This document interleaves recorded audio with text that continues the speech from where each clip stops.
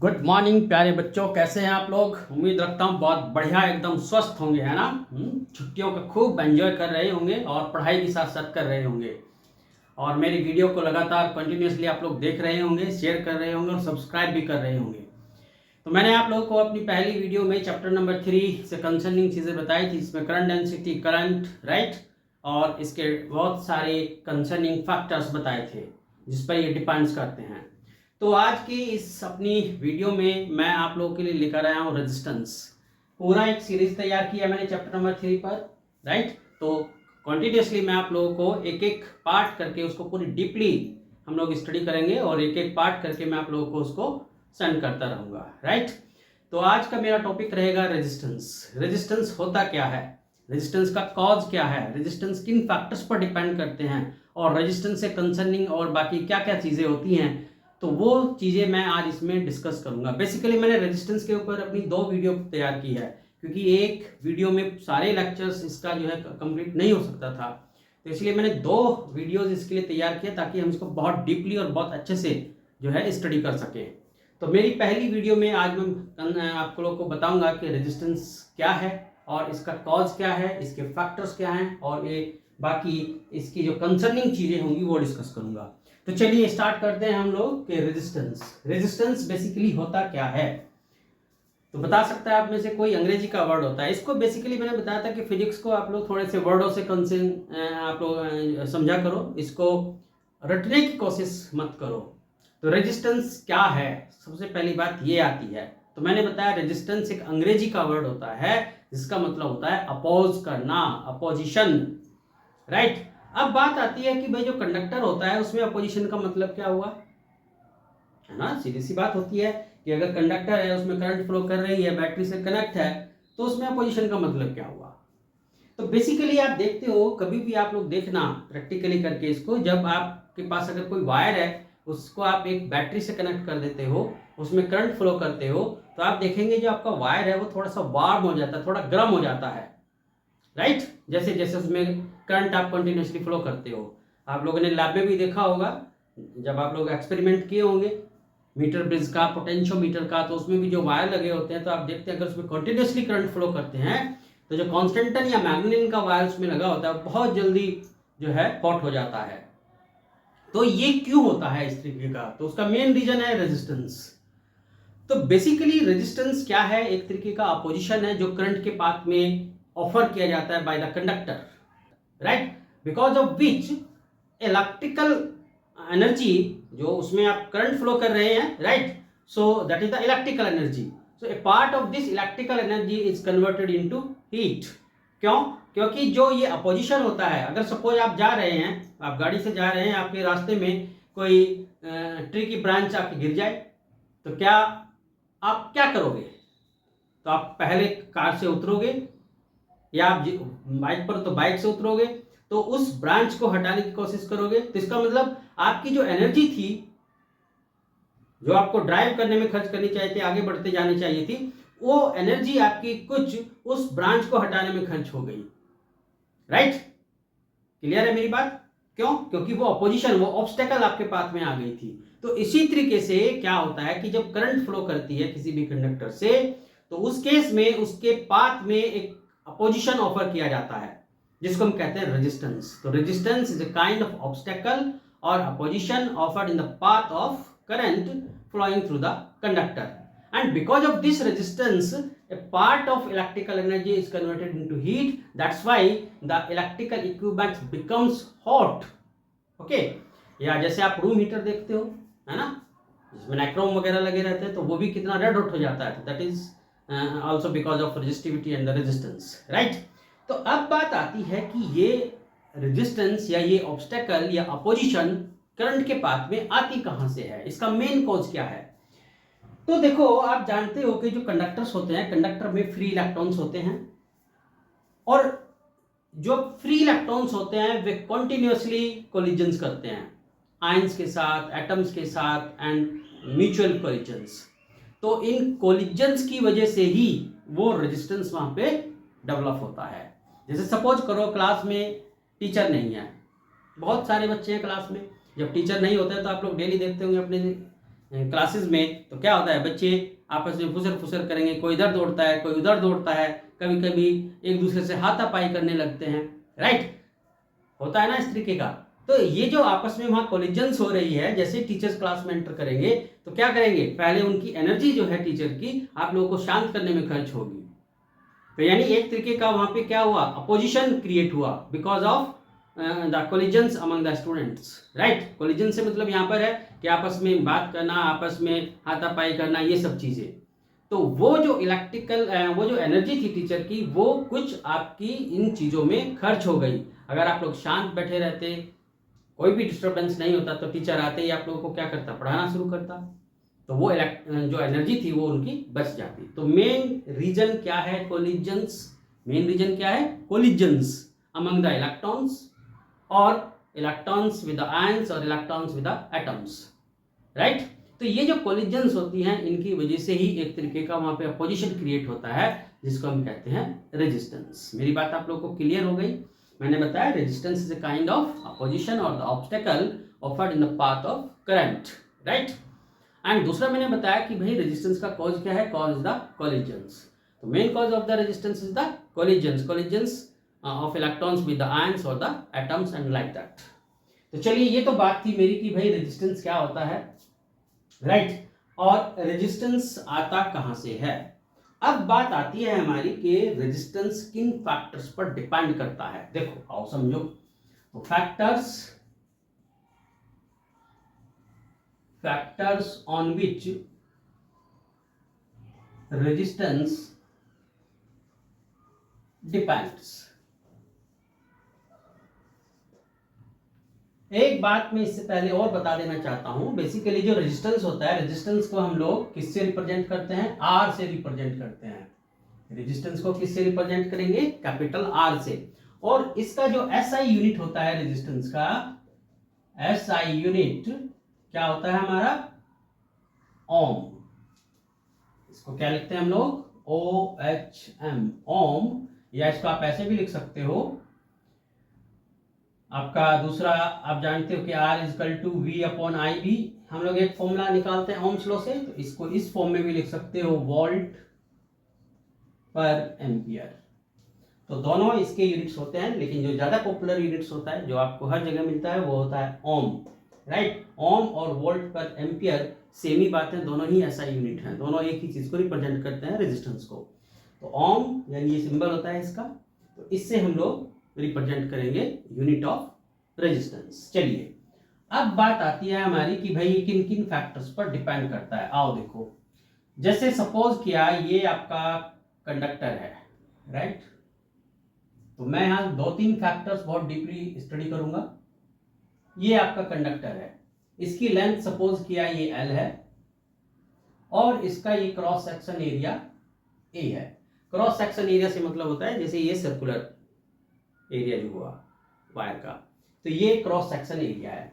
तो बेसिकली अगर आप देखो, फर्स्ट अगर इसका क्रॉस सेक्शन एरिया हम लोग फिक्स रखें, यानी इफ A इज फिक्स्ड यानी कांस्टेंट हो ये, then experimentally you will found that R is directly proportional to L। R क्या होगा, लेंथ के डायरेक्टली प्रोपोर्शनल होगा, यानी जितना लंबा वायर होगा आपका, जितना बड़ा कंडक्टर होगा, रेजिस्टेंस उतना ही ज्यादा होगा, और इलेक्ट्रिकल एनर्जी का लॉस उतना ही ज्यादा होगा। क्लियर है मेरी बात। तो रेजिस्टेंस जो है लेंथ के डायरेक्टली प्रोपोर्शनल होगा। इसको आप कह सकते हो इसकी कंडीशन नंबर 1। दूसरा, इफ L इज फिक्स्ड, अगर हम L फिक्स कर दें यानी कांस्टेंट रखें, तो उस केस में जो रेजिस्टेंस होता है that is inversely proportional to A।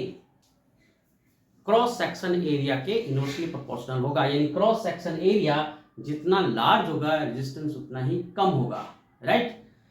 तो इसको हम कह सकते हैं इसकी कंडीशन नंबर 2। अब अगर इन दोनों कंडीशंस को हम एक साथ ले लें, राइट, तो हमारा क्या आ जाता है, R L upon A। So this implies that R is equal to any constant, यहाँ जो कांस्टेंट हम यूज करते हैं रो यूज करते हैं L अपॉन A। तो ध्यान रहे इसमें हमने केवल दो ही फैक्टर कंसिडर किए हैं, L और A। बाकी सारे फैक्टर्स हमने यहाँ पे कांस्टेंट रखे हुए हैं। बाकी और फैक्टर्स कौन कौन से हैं जिन पे रेजिस्टेंस डिपेंड करता है? टेम्परेचर पर। रेजिस्टेंस हमेशा जो है, मैं यहाँ बता देता हूँ, थर्ड फैक्टर क्या है हमारा? टेम्परेचर।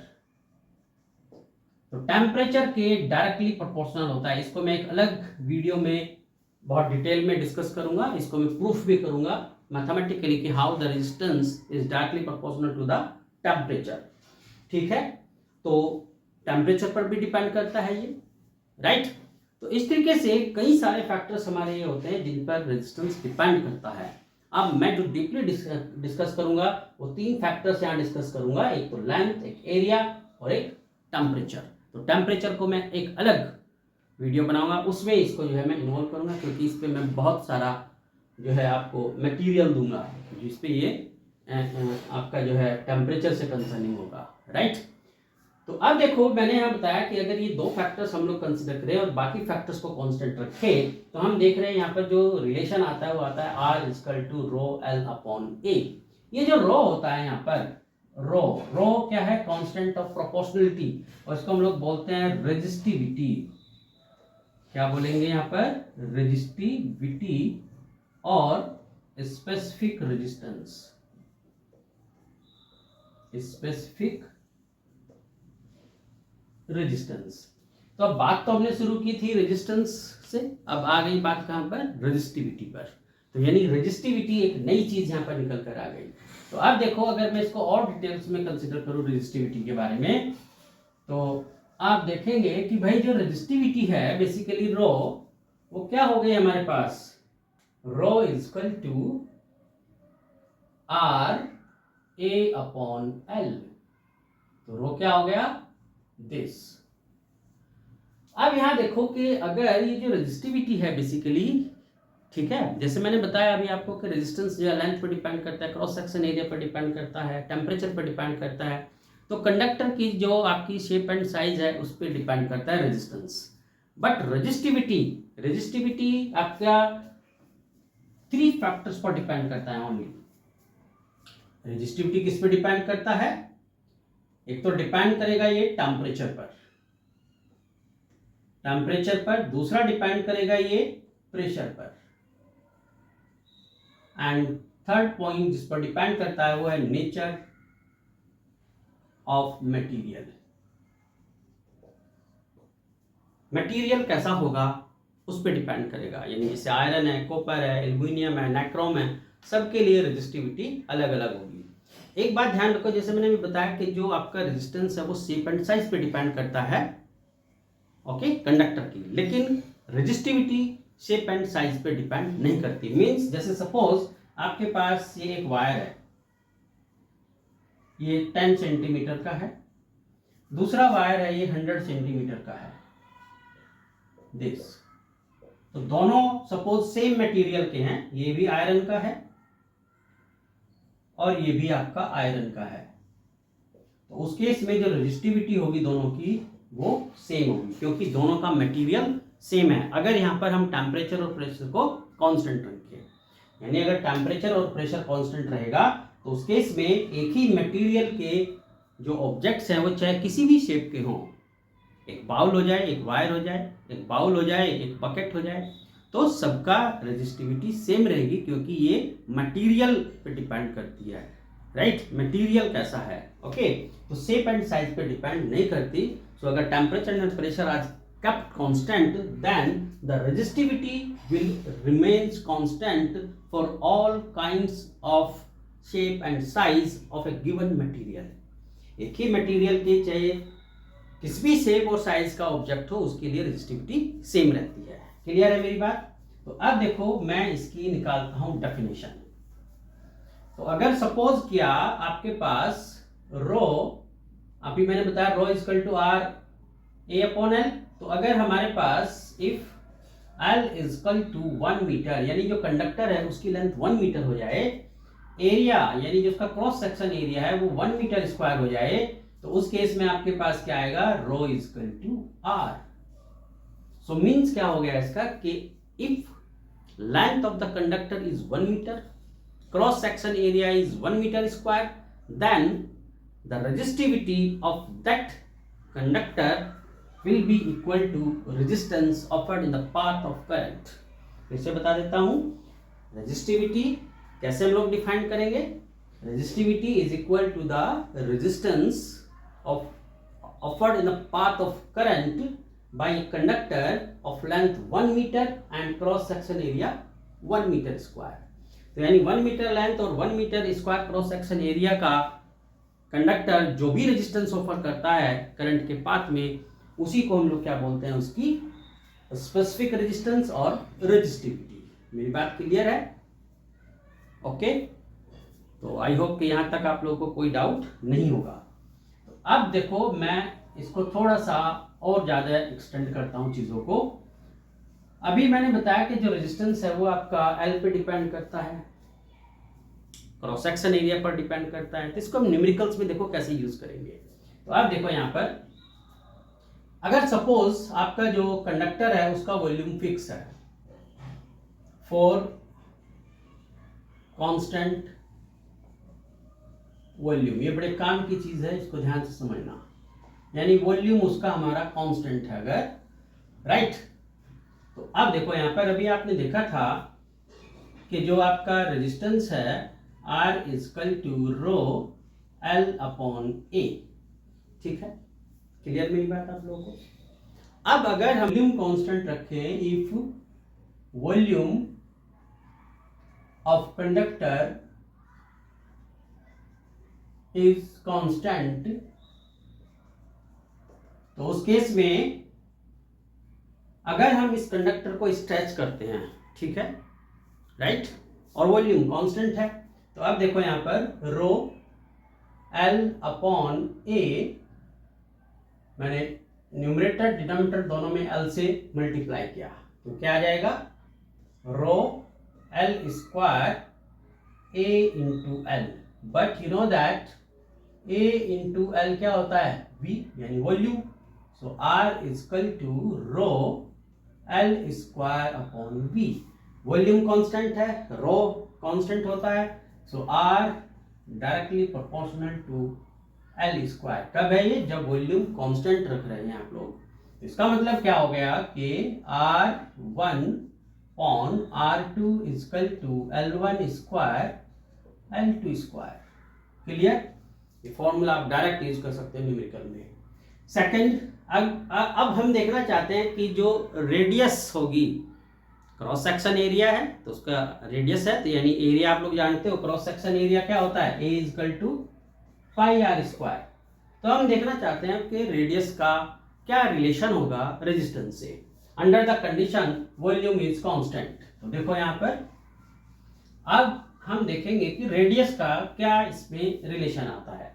तो वॉल्यूम कांस्टेंट है, तो you know that R is equal to rho L upon A means rho L upon pi are square, right.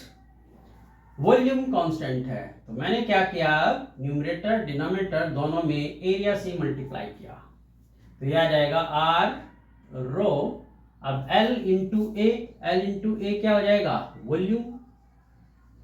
So this is V upon pi are square into pi are square. So R is equal to rho V pi R 4।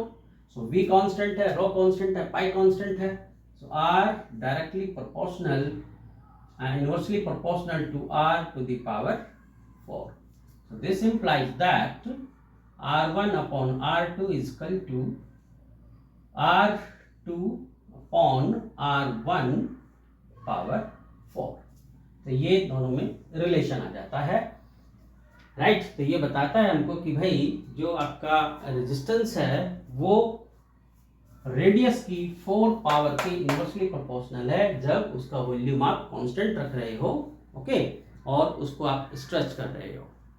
अब इसमें मैं एक relation निकालूंगा जो आप direct numerical में use करते हैं कि भाई अगर आप सपोज वायर की लेंथ में इंक्रीमेंट करते हैं, उसको स्ट्रेच करके इंक्रीमेंट करते हैं, राइट, तो जो रेजिस्टेंस है उस पे क्या इफेक्ट होता है।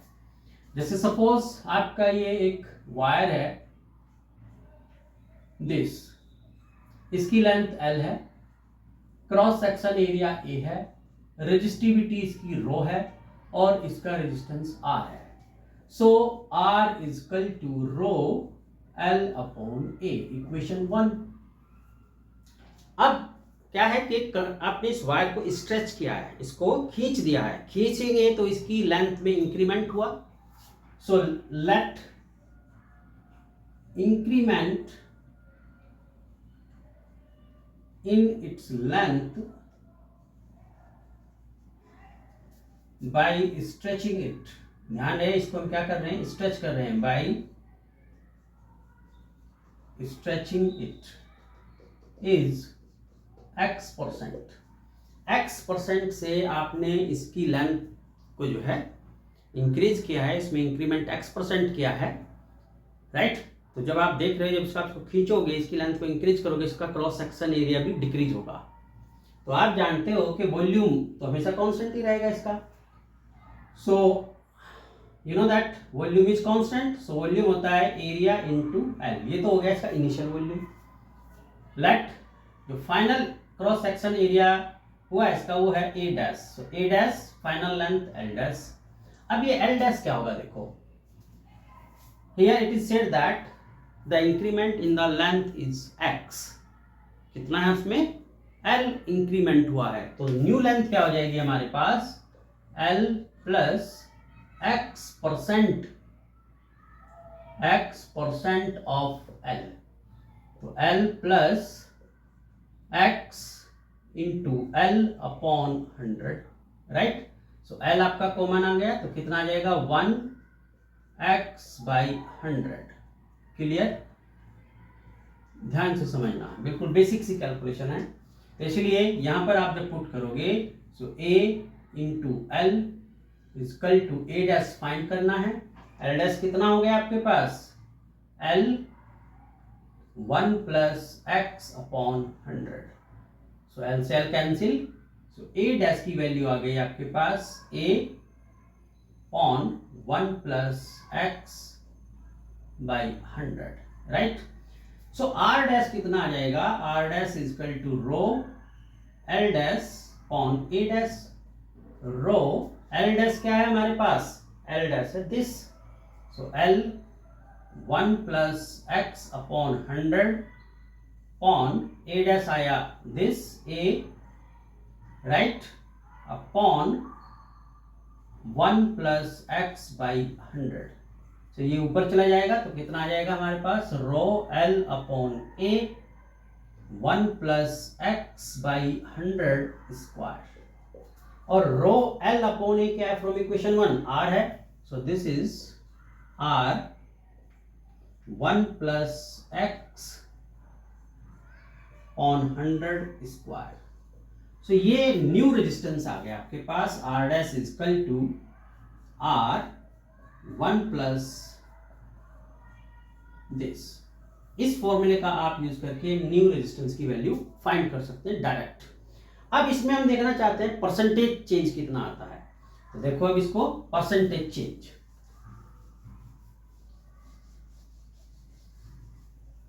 तो आपका जो न्यू रेजिस्टेंस आया वो ये आया है। तो you know that percentage change in resistance.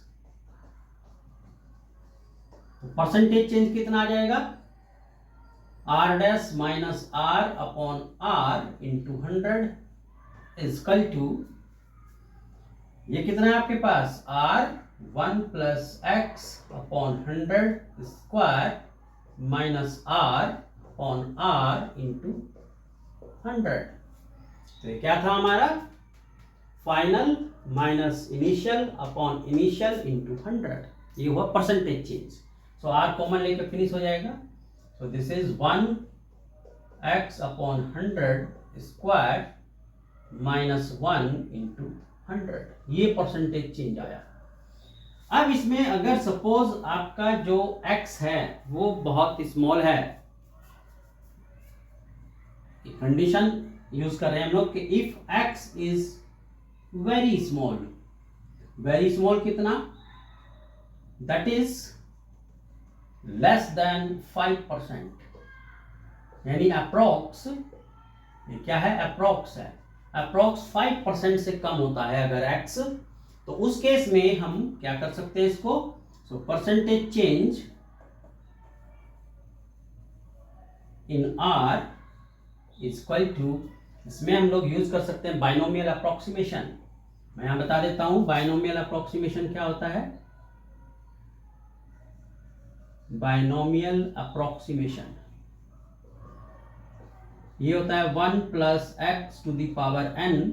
अगर x हमारा बहुत स्मॉल होता है then it is equal to approx equal to 1 plus nx।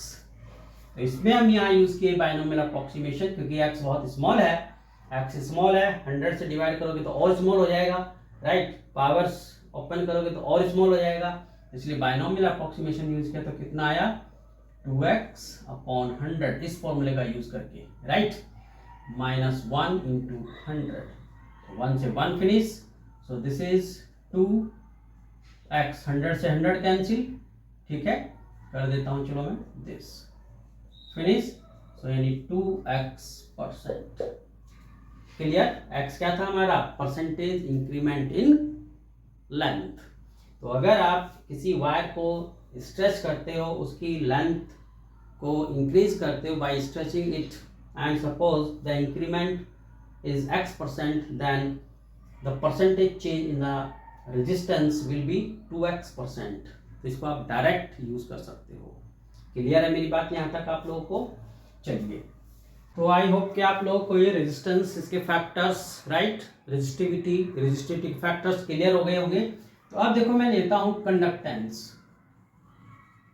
Conductance English का वर्ड है, राइट, तो रेजिस्टेंस का अपोजिट वर्ड होता है कंडक्टेंस। तो कंडक्टेंस क्या होता है हमारे पास, बेसिकली जो रेजिस्टेंस है उसका जो रेसिप्रोकल होगा, रेसिप्रोकल ऑफ रेजिस्टेंस। तो यानी कि कंडक्टेंस को हम कैपिटल G से डिनोट करते हैं यूजुअली, तो conductance is equal to 1 upon R, यानी रेसिप्रोकल ऑफ द रेजिस्टेंस। अब इसके अगर SI यूनिट की बात करें हम लोग, तो आप लोगों ने देखा था कि जो SI यूनिट था रेजिस्टेंस का, वो क्या था, ओम। तो इसलिए इसका रेजिस्टेंस यूनिट कितना हो जाएगा, unit SI unit of resistance is equal to ohm inverse, या इसको आप ऐसे भी लिख सकते हो ओम इनवर्स। इसको उल्टा करके अगर लिख दें हम लोग तो क्या बन जाएगा, मो।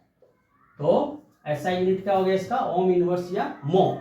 एक इसका होता है साइमन, राइट, दूसरा यूनिट क्या है, अनदर यूनिट, नेम है साइंटिस्ट का साइमन, राइट। तो साइमन, इसको हम कैपिटल S से डिनोट किया करते हैं। तो दो यूनिट मैंने इसके बताया, SI यूनिट, साइमन और मो, राइट। अब बात आती है कंडक्टिविटी की। कंडक्टिविटी क्या होती है, देखो, तो रेजिस्टिविटी बताई थी, रेजिस्टिविटी का जो रेसिप्रोकल होगा, यानी कंडक्टिविटी को किससे डिनोट करेंगे, सिग्मा से। So sigma is equal to 1 upon rho, reciprocal of resistivity, यानी दिस इज इक्वल टू, अब रो क्या था हमारे पास, RA अपॉन L, राइट। तो इसको आप ऐसे भी लिख सकते हो, sigma is equal to L upon RA। और इसका जो SI यूनिट होता है, SI यूनिट ऑफ रो, क्या हो जाएगा, अब देखो कंडक्टिविटी क्या था, ओम मीटर, तो इसका हो जाएगा ohm inverse metre inverse. Clear, तो ये था हमारा कंडक्टिविटी, राइट, कंडक्टिविटी और कंडक्टेंस। तो मुझे उम्मीद है कि आज आप लोगों को ये सारी बातें क्लियर हो गई होगी कि रेजिस्टेंस क्या है, इसका कॉज क्या है, इसके फैक्टर्स क्या है, कंडक्टेंस क्या है, कंडक्टिविटी क्या है। अपनी नेक्स्ट वीडियो में मैं जो लेकर आऊँगा वो आप लोगों के लिए इसके न्यूमेरिकल्स लेकर आऊँगा, केवल प्योरली न्यूमेरिकल्स होंगे, रेजिस्टेंस, कंडक्टिविटी और रेजिस्टिविटी पर बेस्ड, राइट। तो चलिए, तब तक आप लोग इस वीडियो का एंजॉय करो, सब्सक्राइब करो, लाइक करो और बाकी लोगों को भी शेयर करो। Okay, bye bye.